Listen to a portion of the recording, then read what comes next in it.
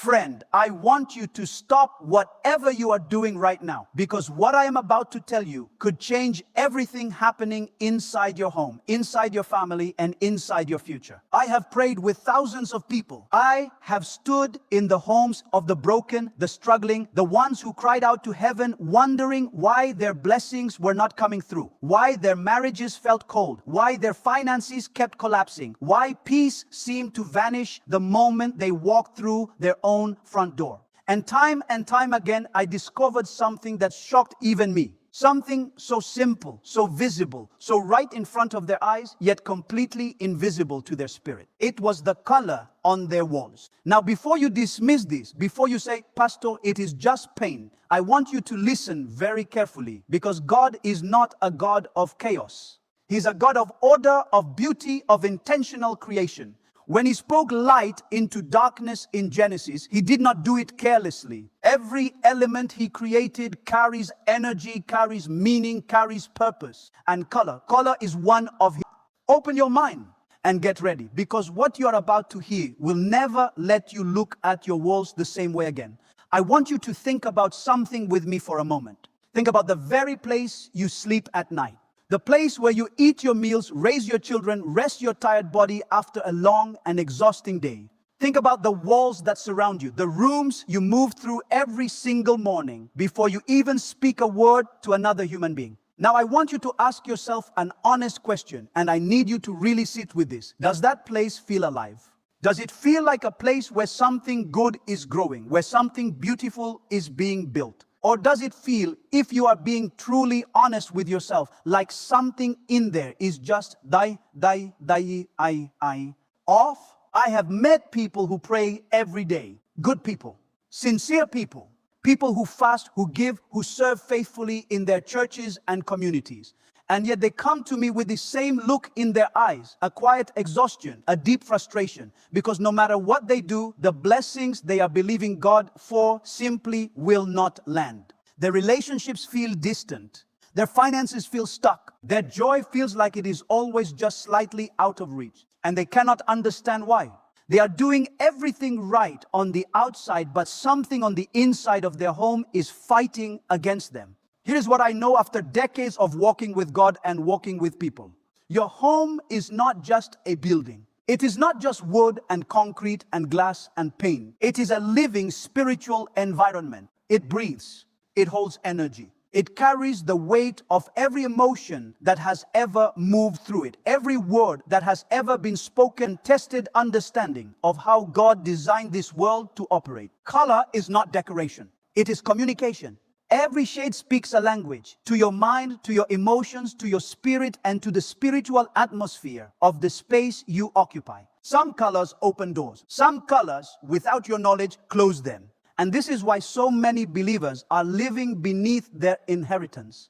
Not because God is withholding, not because their faith is weak, but because the very environment they come home to every night is working in opposition to everything they are believing for. The atmosphere inside your four walls is either cooperating with heaven or resisting it. There is no neutral ground. There is no such thing as a spiritually empty space. Something is always speaking. Something is always influencing. The only question is whether what surrounds you is pulling you upward toward blessing or quietly, invisibly pulling you down. Now I need you to stay with me here, because this is where it gets deeply personal. This is the part that most people are not ready to hear. Not because it is complicated, not because it requires years of study or theological training to understand, but because being proud of your taste, feeling like you have finally created the kind of home that looks polished and put together. But behind that polished exterior, something is being taken from you every single day. The color I'm speaking about is dark gray. And I know what some of you are thinking right now. You are thinking, Pastor, that cannot be right. Dark gray is everywhere. It is on the walls of beautiful homes. It is in luxury apartments. It is in the most expensive hotels in the world. And you are absolutely correct. It is everywhere. That is precisely what makes it so dangerous. The enemy has never been more effective than when he is hiding in plain sight, wearing the costume of culture and trend, making the harmful look harmless and the destructive look desirable. Think about what gray actually is at its core.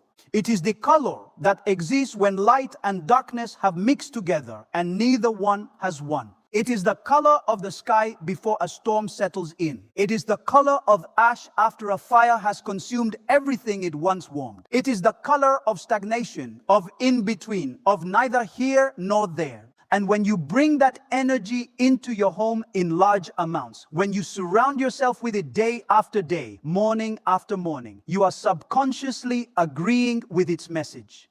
You are telling your own spirit, without ever saying a word, that you live in a place where nothing is fully alive and nothing is fully at rest. And what does that do to a person over time?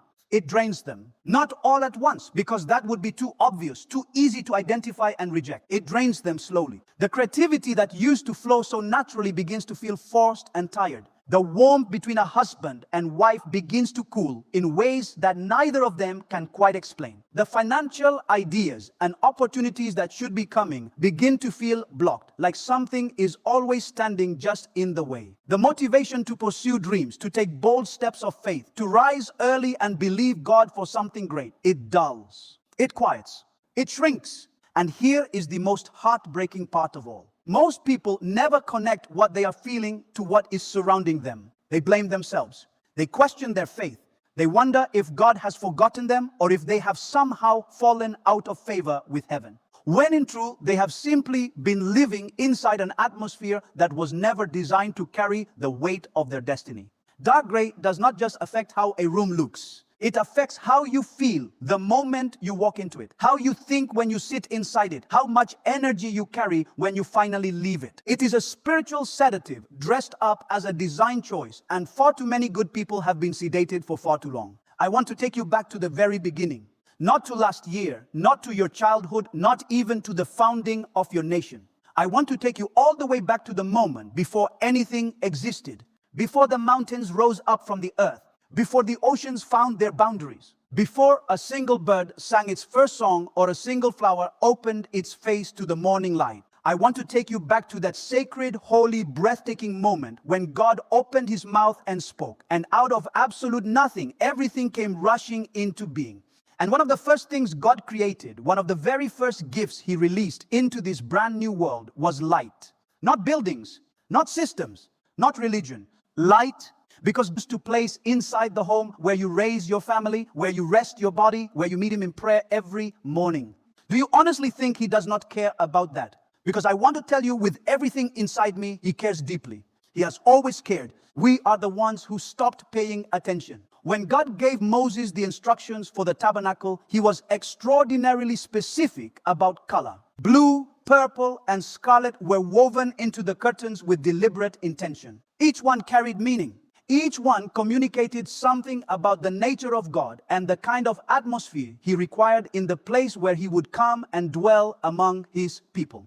God did not say, whatever feels modern, whatever looks sophisticated, whatever the surrounding culture finds most appealing, use that. He chose with purpose. He designed with precision, because he knew that the environment shapes the encounter.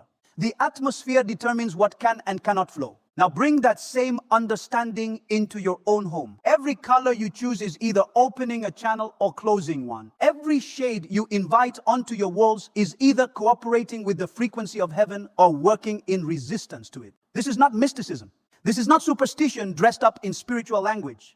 This is the deeply practical reality of how God designed the world to operate, where the seen and the unseen are always in conversation, where the physical and the spiritual are never truly separate, where what you place around your body has a direct and measurable effect on what happens inside your soul. And here's what breaks my heart when I look at so many homes today. People spend enormous amounts of time, energy, and money decorating their spaces, and yet they do it completely deaf to this divine language. They follow trends. They copy what they see in magazines and on social media. They ask their friends what looks good rather than asking God what carries life. And so they end up with homes that look beautiful in photographs but feel hollow in person. Homes that are visually impressive but spiritually suffocating. Homes that should be sanctuaries of blessing but have become, without anyone intending it, environments that resist the very things their owners are desperately praying for. God gave you color as a gift, as a tool, as a living, breathing language through which you can partner with heaven to shape the spiritual atmosphere of your most intimate space. The question is not whether color carries power. It does. The question is whether you are going to be intentional about the power you are inviting in. Now, I want to give you something. I have spent the last few moments pulling back the curtain on what is working against you, and I believe you needed to hear every word of that. But I have never been the kind of person who only identifies the problem and then leaves you standing there with nothing in your hands. That is not the heart of God, and it has never been my way. So right now, I want to shift something. I want to move from what has been draining your home to what can begin filling it. Because here is the truth that the enemy does not want you to grab hold of. For every force that works against your blessing, God has already prepared something more powerful that works in your favor. And in the area of color, he has given us not one, not two, but 5 extraordinary, life-giving, heaven-aligned shades that can begin transforming the atmosphere of your home the moment you introduce them with intention and faith. The first one is green. And I want you to think about why God made the earth green before he put a single human being on it. Before Adam took his first breath, before Eve opened her eyes for the very first time, God had already covered the ground with green. He wrapped the world in the color of growth, of life, of endless renewal. Green is the color of the heart, not just the physical organ that pumps blood through your body, but the spiritual center of your emotional world. When you bring green into your home, whether through paint, through plants, through fabric or decoration, you are declaring something powerful over your space. You are saying that life is welcome here, that growth is expected here, that stagnation has no authority in this place. The second color is gold. And please do not reduce this to material vanity, because gold carries a weight that goes far deeper than wealth and jewelry. Gold in Scripture represents the glory of God. It represents wisdom, divine insight, and the kind of clarity that allows you to recognize opportunity when it stands before you. The tabernacle was overlaid with gold not to impress visitors, but to reflect the nature of the one who dwelled within it. When you place gold intentionally inside your home, especially in your kitchen, which is the place of nourishment and provision, you are aligning your space with the frequency of divine abundance. You are saying to heaven, this household operates in the wisdom and generosity of God. Then there is red, passionate, bold, unapologetic red. This is the color of life force, of courage, of the kind of love that does not grow cold when circumstances become difficult. Red is not a color for the timid, and it was never meant to be hidden. When relationships begin to feel lukewarm, when motivation begins to disappear, when the fire that once burned so brightly inside you has reduced itself to barely a flicker, red is the color God gave you to stir those embers back to life. A red cushion, a red accent, a deliberate touch of this fierce and vital color placed with prayer and intention can begin shifting the emotional temperature of your entire